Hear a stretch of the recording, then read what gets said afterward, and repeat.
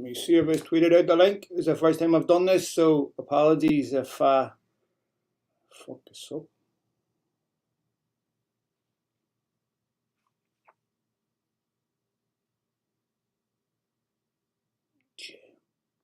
All right, so it looks like I tweeted it out live. So if you want to go ahead and post your comments, you can tweet them to me, or you can post them on here. Obviously, getting lots of questions on the timeline about United's business this summer and what they're going to be doing. One of the things I would caution fans, and if I completely understand, United need to make signings, they need to change the narrative around the football club, they need to change the perception of the football club. But in the past, United have done that through making signings. The problem is that's a sugar high. There's a difference between pleasure and happiness. And signings aren't supposed to change the mood of the football club. As you mean, signings aren't supposed to. The reason we make signings is not because we want positivity to the football club or anything like that. It's because we want to improve the football team. An unintended consequence should be signing players and, of course, improving the mood of the football club. But doing it for that purpose is gimmicky. So I'm okay with United being prudent in the market and being patient. While I can understand the mood around United fans who desperately want that to change. Josh, yes, rough start to the window.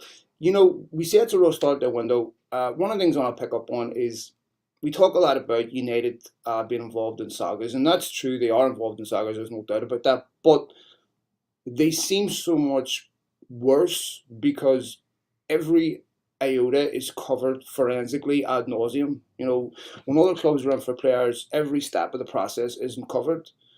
But United, because there's so much value in what they do, it's non-stop. So, it seems that way. It seems like they're in constant, they're in constant negotiations for players, and it never seems to end.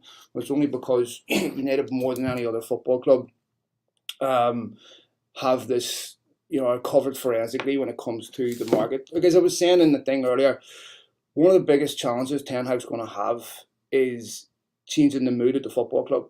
The mood at the football club is poor, right? Not just amongst the players, but amongst the staff. And trying to get unity inside that football club is going to be really, really difficult. I've spoken to people inside that club that have been there a long, long time. And honestly, it's really disappointing to hear about some of the things that have gone on. So that's the first thing Rich Lardle's going to have to do. He's going to have to bring unity to that football club, and that's not going to be easy. There's such a big business, so we will see what ends up happening there. James Ducker says, this is from Mimis Kazulis. James Ducker says Eric Ten Hag wants an injection of quality in midfield besides Frankie de Jong, Eriksen. Look, the Frankie de Jong thing's been covered ad nauseum, and clearly United want the player. They think Barcelona are in a position where they're going to be forced to lower the price. United think they're the only suitors for him, so they're happy to wait until Barcelona lower their price. I think it would reflect poorly on United if they didn't get him, because we've been through this too many times. We've been through this the first season with Jadon Sancho. United are desperate, projecting image that they're capable of walking away from deals, which they weren't doing in the past. They did that with Jadon Sancho. So we'll see what happens with that. But I suspect that United will do that deal. It's Ten Hag's first season. I don't think they're going to want to not deliver on one of his biggest signings and most requested signings. And look, United looked at Thiago. They considered buying him before Liverpool did for this very reason. And the fact that United don't have a link man to pick a ball up from the defence and start attacks, I think also doesn't help Harry Maguire. United are terrible for playing out back, but they don't have they don't have players that can pick a ball up from midfield and start attacks. That has to change this summer. So we'll see what happens there. Look. One of the things that also has to change, at least the question here was asked by Dan, is about leaders. Before we get a leader on the pitch, you need a strong one off the pitch. A strong one off the pitch that does the following. That has very strict control parameters at a football club, that has a very clear definition of what success looks like. What does it look like to you? And what is the biggest priority? Is it commercial success? Is it football success? Is it both? Is it one over the other? That may seem like a stupid question, but I don't think United have answered that question well over the years. I think you get the answer to that question not by what you say, but how you incentivize your players, by how you incentivize your staff. If players are remunerated based primarily on football success, then that's what your priority is. If players are getting to stay at a football club because their value to Manchester United transcends their ability on the pitch, like Wayne Rooney, for example, because it was commercial value, or Ibrahimovic, or even Pogba to a degree, they can't be allowed to stay at the football club because of that. And so this is where managers cannot be let down. If a manager says, I want this guy to go, that guy to go, that guy to go, no matter how painful it is to Manchester United, because they're a commercial success, they still have to go. And United do a terrible job of selling players. We're in a window this summer where we need to sell players. Why is Dean Henderson being loaned out? Is Dean Henderson going to be loaned out until the end of his contract and then let go on a free? I mean, Paul Pogba should have been sold a year or two ago. Paul Pogba's been trying to get a move out of Manchester United since pretty much the first year he signed. There's a reason why he couldn't. And it's the same for so many other players. For a football club that needs to sell partially to buy to supplement its budget, they do a really poor job of moving players on. Now, let me say this, it's not United's job to get offers for players. That's an agent's job. So an agent has to go out and get legitimate offers for players. But I've heard situations where that's happened and United turned it down inexplicably. I mean, Jesse Lingard should have been sold in January no matter what. And so we now know why Rangnick wasn't given money in January, because there wasn't the money to give him in January and to also give Ten Hag money this summer. One thing that also concerns me, two things that concern me.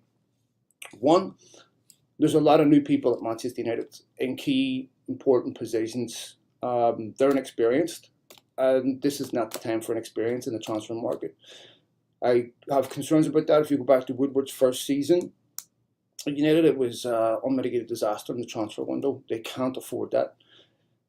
This is a situation where Manchester United have exhausted all the credit they built up under the Ferguson era. There is no more wait and see. There is no more promises of future competence. It has to be now.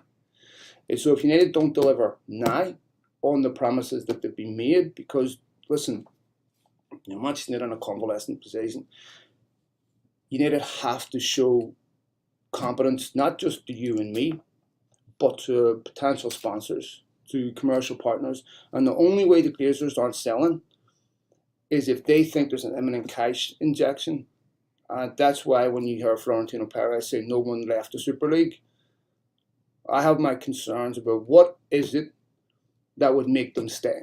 Because financially, there's really, United are in a really difficult position, not a really dangerous precipice. They sold shares last year, took £127 million out of Football Club. The Football Club got none of that money. The year before that, they borrowed £100 million for operating costs, right? So it's a highly leveraged football club. The future financial projections are not good. United are highly vulnerable to this. Remember, 2007, 2008, they ended up having to cancel the Dembélé deal because of financial difficulties when the economy crashed. So I would say I would be concerned about that. And it probably will have an impact on United's budget this summer. What do I know about Murta? Look, I'll give you pros and cons. One of the things that gets consistently overlooked with Ralf Rangnick is there's one of two explanations. Ralf Rangnick was either a really bad manager or he was a good manager, but the conditions inside the football club meant he couldn't be a success. Either way, it reflects poorly on United, because if he's a bad manager, once again, the football club has picked a manager that's not good enough, right? Secondly, if you look at Rangnick's strengths are building a football club.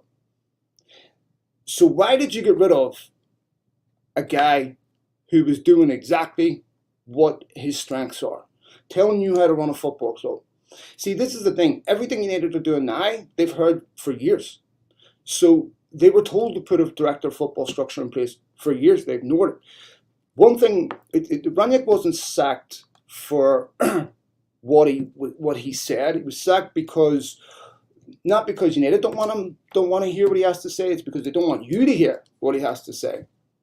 And so, when Rangnick's outcome saying what a lot of the fans are saying, and clearly it's not commensurate with what the club's intentions are, then you are not going to have a harmonious relationship there. I know the club were very upset at some of the things that Rangnick said, didn't agree with him. And so for John Murtough, did you pick Ralph Rangnick? If you did, why did you pick him as a coach? And if you say, well, I didn't pick him as a coach, he was brought in for his ability to help us rebuild, then why'd you get rid of him? Right? I don't understand that. So that to me is poor reflection on John Murtough. He's done a good job with the academy. Before he took over United's academy, finished bottom of the league, rebuilt it into an FA Youth Cup winning side, and now there's a couple of young players on the cusp that could be in the first team. So I think with John Murtough, he's done a good job, not a perfect job. But with United, to me, it's so dysfunctional that it's hard to do a good job because there's so many bottlenecks, there's so many variables that let you down in the process. John Murtough is responsible for identifying players. The people inside the football club with the purse strings are responsible for going and getting those players. If United don't get the players that are designated this summer, it won't be John Murtough's fault, it won't be Darren Fletcher's fault. People often ask, well, how would John Murtough do at other top football clubs? The question you should ask is, how would other quality director of football individuals do at Manchester United? How are the rumours, this is from Gavin, how are the rumours that Martial is set to be Ronaldo's backup? How true are the rumours? Well, look, Anthony Martial is someone United would sell. The problem is you have to find a buyer. To find a buyer, you have to have somebody that wants him. How many clubs right now would go out and spend significant money on Anthony Martial? When was the last time Anthony Martial in recent memory had a great run of form? I mean, you're going back a year and a half, maybe. People have forgotten. So I can't see Martial leaving for that reason. I saw something come out earlier in the week about Ten Hag saying that he needs to improve certain individuals. Some fans got upset at that. Well, of course he's here to improve the players he needed to have. That's part of his job too. He's not signing 22 new players, so he's going to have to improve some of the players that he has. I don't think there's anything wrong with that. So Martial, in my opinion, will stay. From what I'm told, United will not sign a central striker this summer. And I can't say that I'm massively upset at that, because how do you start an 80, 90 million pound striker in Cristiano Ronaldo's position every week? You can't, and you can't put Ronaldo on the bench. Even if Ronaldo plays 3/4 of your games, you're not getting a top level striker that plays centrally, that's going to let Cristiano Ronaldo start 3/4 of the games and him start a quarter. I just think I can understand why United would leave that for another year. They're clearly, obviously, very interested in Anthony, and I'm hearing positive things that with the market starting to move, United are hoping that deal could start moving along quite quickly. Thanks for all the comments, mate. Lads, I've not heard names mentioned for a CDM. Well, look, De Jong was obviously the player United want to buy to put in that position. They clearly want a quality player that can link defence and start from defence to midfield, start attacks. So I think they regret not signing Thiago. Look, you hear things today that Solskjaer was talking about 2 years ago, such as the Thiago, which he wanted and didn't get, a left-footed centre-back. Solskjaer wanted one of them 2 years ago. This is the problem. You go to Manchester United, you ask for a left-footed centre-back, you get a plumber, right? So it's really, really important that United, as a football club, can execute on their promises and have the competence and look, to get over their own acrobatic the way they do business, because it seems like they can't resist getting out of their own way and doing stupid things. This is going to be a massive test of whether United have learned anything from the mistakes that they made. And this is the other thing. To learn from a mistake, you have to know what the mistake is. And I'm not certain United know what their mistakes are. So to me, this summer is the time when we judge United on what they do, not on what they say. I would be amazed if they didn't sign De Jong. I think they're also conscious of how that would look. With United desperate to change the narrative around the football club. even though that wouldn't be the biggest reason you sign him. But they're also brand conscious. They know that sponsors are paying a lot of money for this brand association. They need something positive to feed off. And I think for United and for Ten Hag, it would look terrible if United couldn't get his number one requested signing over the line. Likelihood of Telles or Wan-Bissaka leaving, fullback signing is needed. I haven't heard anything about whether Telles will leave or not, to be honest, or anyone in the left back position. Right back, of course, I think United would happily sell Wan-Bissaka and replace him. They obviously know they have a problem at right back that needs addressed. But look, there has to be some realism here. We know that United need to spend exorbitant amounts of money. The reality is they won't. So United need to stretch a budget, let's say, of approximately 140, 150 million across 3-4 positions. This is why it was never realistic to me that they were going to sign Darwin Nunez. They just don't have the money to do something like that. However, one of the problems that United have, they've been kicking the can down the road for a striker for a long time. They've been doing it since they signed Ibrahimovic, continuously sign older players. We'll do it next year, we'll do it next year. But every time they need to do it, they have other needs that take precedent and they never get around to addressing it. This is why it's really, really important that they sign the right players this summer so that next summer, whenever they have a 100 million budget, there's not 6 or 7 positions that need filled. There's 1 or 2. So to me, I could see United signing players around that 40-50 million mark. De Jong being the biggest signing, and I think they'll get a right back if as the last priority signing. And I think they're going to look at Eriksen, De Jong in midfield. Obviously Anthony, as I was saying. I think those would be the 3 priorities. Obviously Eriksen doesn't cost anything financially, so you still got plenty of money in the budget. But I think they'll look to move on. I think they'll look to move Wan-Bissaka on if they can, because it's clearly a position they need to do something in. So as for other potential signings, look, if you speak to people involved in these deals, they will tell you that they're very comfortable with what they're doing. They're very comfortable with where they're at as players, and they're comfortable they're going to get the requisite business done this summer. It probably won't get done by the start of pre-season. It should be, we know that, but it won't be. But I would be surprised if start of pre-season United haven't done anything, if they would still haven't brought in one of their major signings. Obviously, whatever they pay for De Jong is going to affect what they pay for other players. So the sooner that deal gets done, the better. But look, United, the way they see it is Barcelona. First of all, is De Jong worth it? I don't know. De Jong's worth what Ten Hag thinks he's worth. United feel like Barcelona will bring that price down. I don't care whether you rate him or I rate him. It matters whether Ten Hag rates him. If Ten Hag's asked for him, Ten Hag should get him. And I think that for United, it doesn't send a great message to De Jong if they're going to be parsimonious in this deal. So I think they have to countenance with, one, they need to show a sense of urgency. 2, it's about changing the mood inside the football club. It's about sending a message to the players you have. It's about sending a message to the other signings. And of course, giving Ten Hag an important piece of his jigsaw.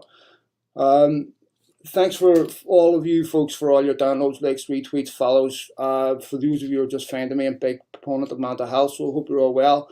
I'll be back next week with all my podcasts and everything. I'm going to do more of these because I just get asked so many things on my timeline. Something I want to mention, though, folks, about sometimes we put competing information out there. It's not intended to say someone else is wrong. It's not intended to undermine them. I still have a timeline filled with people calling me a fraud, liar, and all this. I pass care and I don't care anymore.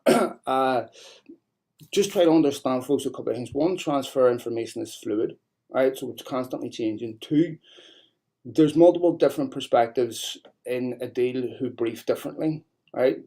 3, people are very, very loose at using terms like in talks. Well, what that actually means is they reached out to United, they got a response. That's not talks, but they'll say they were in talks. Then, of course, it sets United fans up for disappointment. That it's embarrassing to the football club to say that they missed out on this player, missed out on that player, but that's just not true. So I'm pretty confident United will get business done this summer. What I'm not pretty confident in is whether we'll see long-term change at the football club, because what we see at United is a consequence of an ideology that comes from the Glazer family, and I don't believe they'll all of a sudden become benevolent. But also, I feel they're in a situation right now where they have no choice but to run this football club like a football club, because they've exhausted the resources running it as a business, and there is no more profit to be made, no more pennies to be squeezed out without prioritising football. So I think they're in a must situation. So any truth in Ruben Neves? To be honest, lads, I very rarely have asked about Ruben Neves, and I haven't been told anything concrete on that. I would be surprised if United would go down that road. I think if they don't sign De Jong, they're not going to go out and try to sign another top-level midfielder from a Premier League club just simply because of how much that player would cost. I think they would go to somewhere like Holland or Portugal, or one of those leagues where you get a player for 35, 40 million. I think that's more or less the bracket United are looking at, with the exception of De Jong, of course. So that's what I've been told. And with regards to Darwin Nunez, what I was told on Darwin Nunez is once Benfica tried to initiate an auction, which is their right to do, they United were no longer interested. Darwin Nunez preferred Liverpool anyway, so United's interest there was tentative. It wasn't really advanced anyway, and I honestly don't believe that this was the right time for United to sign him. Anyway, folks, thanks for all of your love, support. Hope you're all keeping well. Hope your mental health is good. Take care of yourself, and for all the fathers out there, have a wonderful Father's Day this weekend. Take it easy, folks.